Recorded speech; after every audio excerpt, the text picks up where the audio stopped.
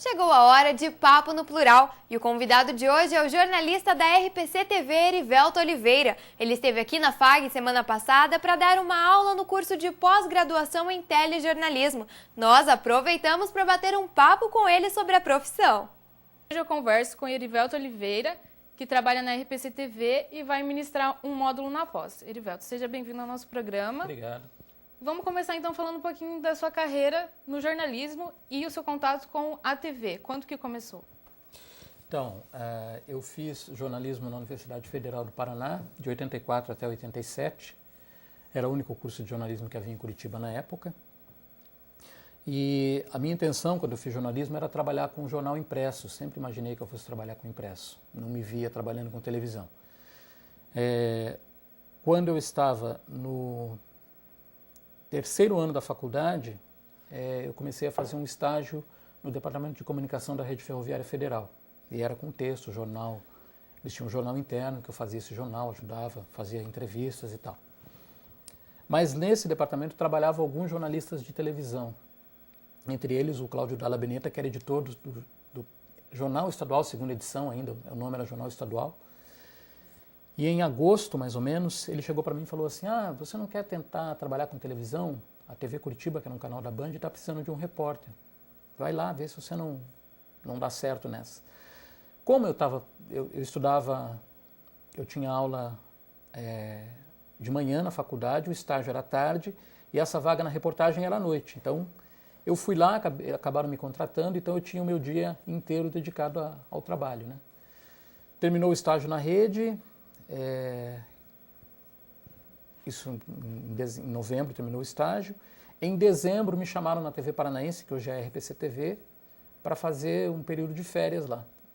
Eu tinha 3 ou 4 meses de TV só, fiquei na dúvida se ia ou se não ia, mas acabei optando por ir. E fui e estou lá até hoje, são 25 anos que eu estou na RPC TV. E meu sonho de trabalhar em jornal nunca se concretizou na realidade, porque eu mudei o meu caminho no meio do caminho. Mas se encontrou na profissão? Eu acho que sim. Falando um pouquinho da função social do jornalismo, você acha que o jornalismo tem a possibilidade de transformar a sociedade? Tem, claro que tem. A gente tem hoje, principalmente nos últimos, talvez um fenômeno do século XXI, o jornalismo se voltou muito para o cidadão, né? A gente tem muito jornalismo comunitário, jornalismo voltado para o cidadão. Então, a gente tem inúmeras manifestações que mostram isso. O jornalismo pode mudar a sociedade quando ele combate a corrupção de uma prefeitura, quando ele mostra super salários de ministros e juízes, quando ele mostra uma iniciativa legal de uma comunidade, uma pessoa que faz um trabalho bacana. Então, são inúmeras vertentes em que o jornalismo pode atuar e ajudar a sociedade. Então, o jornalismo é sim um elemento transformador. Talvez isso as pessoas nem percebam que essa transformação está acontecendo, mas ela acontece.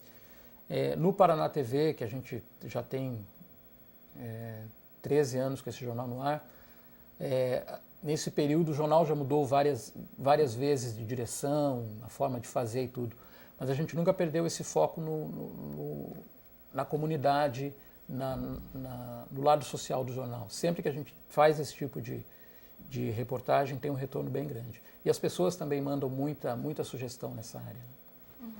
E agora falando um pouquinho de tecnologia, você acha que as novas tecnologias elas facilitaram a produção do telejornalismo? Facilitaram e dificultaram, né? Porque é assim, se a gente for pensar na imprensa que se fazia nos anos 80, até quando eu comecei, quando eu comecei numa redação, uma redação de jornal era, no caso da TV, era uma redação com 20 máquinas de escrever, metade funcionando bem, outra metade mais ou menos, garrafas de café, gente fumando, uma ou duas TVs ligadas super alto no canal e 10 ou 20 telefones. Esse era o ambiente para você produzir as coisas, né?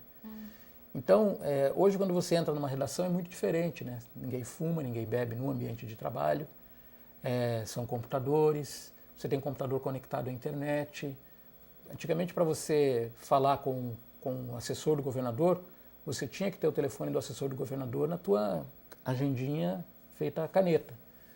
Hoje, se você não tem o telefone dele, você vai na página do governo na internet, bate lá a assessoria de imprensa, pega o telefone e liga. Então, quer dizer, a tecnologia, ela facilita muita coisa, né? Por outro lado, ela deixa talvez a produção jornalística, se você só se baseia na tecnologia, você pode ficar meio preguiçoso. Então a gente brinca muito que os jornalistas de hoje não andam de ônibus, não conhecem o que uma cidade tem, não andam a pé numa cidade, só andam de carro, de casa para o trabalho de carro, do trabalho para casa de carro, não andam mais, não tem mais o contato com as pessoas. Então, assim, a tecnologia, ela trouxe inúmeras vantagens, sem dúvida nenhuma. Mas também existem algumas coisas que talvez no futuro a gente repense, ou a gente tenha que imaginar que existe a tecnologia para atender o ser humano, né? E o ser humano, às vezes, é deixado de lado em função da tecnologia. Você disse que começou como repórter, né? O que você acha que uma reportagem tem que ter para ela ser considerada uma boa reportagem?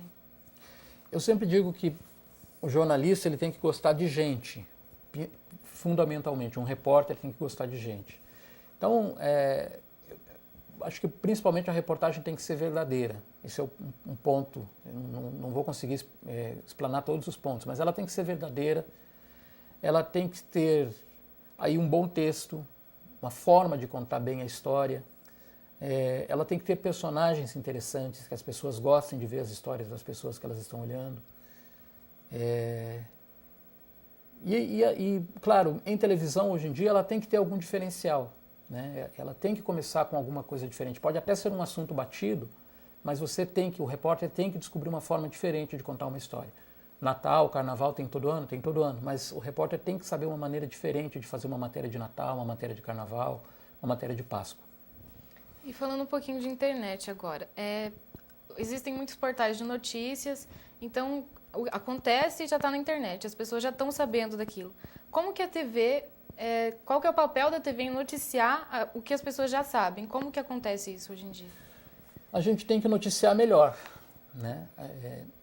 Todos sabemos que a internet, inclusive agora, nós também temos portal de internet na empresa, agora não, mas há algum tempo, e é uma redação que trabalha junto com a redação do telejornal. Às vezes, em alguns casos, eles até furam a gente, eles dão primeiro alguns assuntos. A partir do momento que eles dão algum assunto, a gente vai atrás. E a internet é muito assim, né? A internet é a manchete do assunto, e um leadzinho lá. Né? Eu não diria que isso também é uma coisa que talvez já esteja caindo. Mas a gente não pode, talvez a gente possa dizer assim, se você quer uma informação instantânea, a internet é para isso. Tanto que os títulos de internet são às vezes um pouquinho maiores mais aquele leadzinho. Se você leu aquilo, você já sabe o que aconteceu, né? Por exemplo, essa história do ônibus que bateu lá na Suíça. Acidente com ônibus na Suíça, mata 28 pessoas. Então ali já está a informação. Quer dizer, a internet já deu. Se você quer ler um pouquinho mais, você vai ler que não era um ônibus da Suíça, era enfim, era um país vizinho da Suíça, me fugiu o nome. Mas ali no lead tem de onde era o país, que o ônibus estava em perfeitas condições, que ele bateu na entrada do túnel e tal. Você leu aquilo, está satisfeito. Na televisão, o que você vai ver? Você vai ver o ônibus que bateu, vai ver as imagens, vai ouvir as entrevistas, vai ver o drama das pessoas. Então é diferente a relação que você tem com a TV e que você tem com a internet. Elas podem até se complementar, mas a televisão ela ainda não está sendo substituída pela internet. Então, assim, quando você vê uma coisa na internet, você vai ver na televisão, a televisão tem que ter dado 1 ou 2 passos à frente. E a gente, principalmente na RPC TV, a gente já trabalha assim hoje. O que a gente dá no Bom Dia Paraná, se a gente vai continuar com esse assunto na primeira edição, ele já tem que ter dado uns 2 ou 3 passos a mais. Se você vai continuar com esse assunto no segunda, você tem que dar mais 2 ou 3 passos, para que o telespectador não fique com aquela sensação de déjà vu. Uhum. Falando um pouquinho de entretenimento, os jovens, eles estão na internet 24 horas por dia. Como que a TV faz para chamar a atenção desses jovens para o entretenimento? Boa pergunta. Isso é uma das coisas que hoje é uma discussão constante, né? No caso do jornalismo, nós ficamos, de certa maneira, mais ou menos atados. Por quê? Porque pega um dia como ontem, por exemplo, Em Curitiba choveu depois de 2 semanas de calorão. Se o jovem não tem interesse em saber que choveu, que acabou, que aquele calor, essa chuva foi uma frente fria que chegou e tal, se o jovem não tem interesse nesse assunto, ele vai mudar de canal, ou ele vai passar batido. Mas enfim, a gente não faz um jornal para jovem, a gente faz um jornal para um público amplo.